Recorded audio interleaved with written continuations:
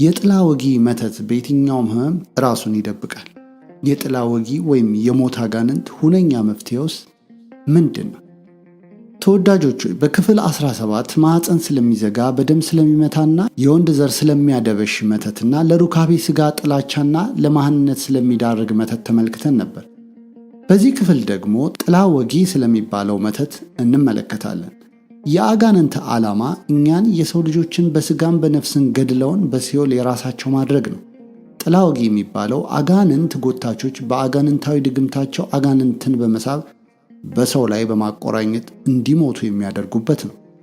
ጥላ ወጊ አጋንንት ከሞት አጋንንት ጋር በዓላማ አንድ ቢሆንም ጥላ ወጊ የራሱ ገቢር አለው። ይህም ገዳዩ ወይም አስገዳዩ ባስደገመው ለምሳሌ በትር፣ አንካሴ፣ ጦር የሚገለው የሰውን ጥላ በመውጋት ለሞት የሚዳርግበት ክፉ አጋንንታዊ ተግባር ነው። የሞት አጋንንት ግን እንደ ማንኛውም አጋንንት በድግምት የሚሳብና ሰውን እንዲገድል የሚላክ አጋንንት ነው። ጥላ ወጊ አጋንንትም ልክ እንደ ሞት አጋንንት ያለ ገቢር ታዞም ይገድላል። የጥላ ወጊም የሞት አጋንንት ዋና ተግባራቸው ሰውን መግደልና መግደል ብቻ ነው። እዚህ ላይ ልብ ልንለው የሚገባው የሞት አጋንንት ከመልአከ ሞት መለየት ነው። መልአከ ሞት የሚባለው ሰዎች ዕድሜ ዘመናቸውን ኃጢአትን ሲሰሩ ኖሮ ጊዜ ሞታቸው ሲደርስ ነፍሳቸውን ከሥጋቸው ለመለየት ከእግዚአብሔር የሚላኩ ናቸው። ዘመናቸውን በጽድቅ ሥራ ያሳለፉና በመጨረሻ ዘመናቸው በንስሐ የተመለሱ ሰዎችን ደግሞ ነፍስ ከሥጋ ሊለይ የሚመጣው መልአከ ብርሃናት ናቸው። ስለዚህ መልአከ ሞት ታዛዥነቱ ለሰው ሳይሆን ለእግዚአብሔር ብቻ ነው። በመተትና በድግምት የሚታዘዘው የሞት አጋንንት በሰው ሰውን ለመግደል የሚላክ ነው። ጌታችን በዕለተ ዓርብ በቀራንዮ አደባባይ የተሰቀለበት ጊዜ የጌታችንን ቅድስት ነፍሱን ከክብር ሥጋው እለያለሁ ብሎ በድፍረት የመጣው መልአከ ሞት ሳይሆን የሞት አጋንንት የሆነው ሰይጣን ነው። መልአከ ሞት በእግዚአብሔር ትእዛዝ የሰውን ነፍስ ለይና አምጣ ሲባል ብቻ የሚታዘዝ እንጂ በራሱ ፈቃድ የሞት መዘዝ የሚያመጣ አይደለም።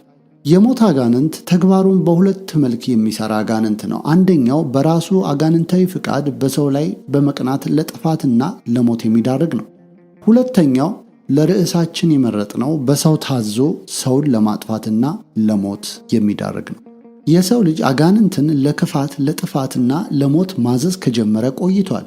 ለዚህም ነው እግዚአብሔር ሙሴን አስማተኛ፣ መተተኛ፣ በድግምት የሚጠነቁልም መናፍስትንም የሚጠራ ጠንቋይም ሙታን ሳቢም በአንተ ዘንድ አይገኝ ብሎ ያዘዘው። በዛን ዘመን የሰው ልጅ ከአጋንንት ጋር ምን ያህል ቁርኝነት እንዳለውና ሰዎች በዛን ጊዜ አጋንንትን ለክፉ ተግባርና ለሞት ይጠቀሟቸው እንደነበር የሚያሳየን ነው። ዘዳግም 18 ቁጥር 11። እግዚአብሔር ለሙሴ ከገለጠለት ውስጥ መናፍስት የሚጠራ ሙታን ሳቢ የሚለው ለትምህርታችን ትልቅ ግብዓት ነው። መናፍስት ጠሪ የሚባሉት አጋንንት ለክፉ ተግባራት የሚገለገሉባቸውና የሚያዟቸው ሰዎች ናቸው። ሙታን ሳቢ የሚባሉትም የሞተ ሰውን በአጋንንት ጥበብ እየጠሩ የሚያናገሩና አጋንንትን ለሞት የሚጠቀሙባቸው ናቸው። ስለዚህ በጥቅሱ መግቢያ ላይ እንዳየነው የሞት መናፍስትን የሚጠሩት ሙታንን የሚስቡት አስማተኞች በመተታቸውና በድግምታቸው መሆኑን ነው። በተለያየ ገድለ ቅዱሳን ላይ ጠንቋዮች፣ አጋንንት ጎታቾች፣ መተት መታቾች አጋንንትን እየሳቡ ቅዱሳንን ለማጥፋት ሲሞክሩ ይታያል። ቅዱሳኑም በጸሎት የበረቱና በእግዚአብሔር መለኮታዊ ጥበቃ ስር ስለተጠለሉ በመሆናቸው አጋንንቱ እንኳን ሊገላቸው ቅዱሳኑ አጋንንቱን ሲያጠፏቸው ይታያል።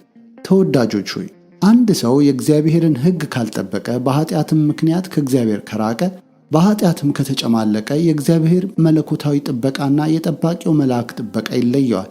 በዚህን ጊዜ ለአጋንንት የተጋለጠ በመሆኑ አጋንንት ሕይወቱን ማበላሸት ብቻ ሳይሆን ከሥጋ እስከ ነፍሰ ሞት ሊያደርሰው ይችላል።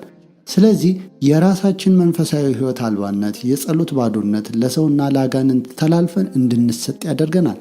አንዳንድ የዋሆች ይሁኑ ሞኞች እግዚአብሔር ለምን አይጠብቀኝም? ለምን ለአጋንንት አሳልፎ ይሰጠኛል? አጋንንት እንዴት ሊገለኝ ይችላል? የሚሉ አይጠፉም። ሰማያዊ አምልኮ በተውንበት፣ የፈጠረንን እግዚአብሔርን በረሳንበት፣ በኃጢአት በጨቀየው ማንነት እግዚአብሔርን እንደ ቅዱሳኑ ጠብቀኝ ማለት ቂልነት ነው። የተበላሸ ከእግዚአብሔር የሸሸ ሕይወት ካለን እንኳን እግዚአብሔር የታዘዘልን ጠባቂ መልአክም ይርቀናል። በኃጢአታችን ጠባቂ መልአክ ከራቀን ማን ሊቀርበን እንደሚችል የታወቀ ነው። ወዳጆች፣ እግዚአብሔር ወዳጆቹን ከሚፈትንበት መንገድ አንዱ በመከራና በአጋንንት ነው። አንዳንዴ በመንፈሳዊ ሕይወታችን በጸሎትና በሰማያዊ አምልኮታችን የጸናን በእምነታችን በእርሱ ላይ የተደገፍን ብንሆን እንደ ኢዮብ አጋንንት ሥጋዊ ሕይወታችንን ለማመሰቃቀል ነፍሳችንን ከሥጋችን ለመንጠቅ እንደ ፈተና ሊታዘዝብን ይችላል። ስለዚህ በጸሎት የተጋን በእግዚአብሔር ላይ የተደገፍን የሞት አጋንንት ሰለባ ባንሆንም ለፈተና ሊቃጣብን ይችላል። በመተት ምታቾች፣ በድግምት ደጋሚዎች የሞት አጋንንት የሚላከው ተቀናቃኜ ጠላቴ በሚሉ ሰዎች ነው።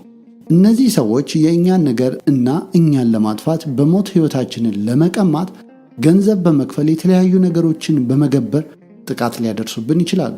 ሰውን በጥላ ወጊ ወይም በሞት አጋንንት ለማጥፋት የሚፈልጉ ሰዎች ጠንቋዮች፣ ድግምተኞች ጋር በመሄድ እከሌን አጥፋለን በማለት አንዳንዴ ደጋሚው ራሱ ምን ችግር አለው አጠፋልሃለሁ በማለት የሚፈጽሙት ነው።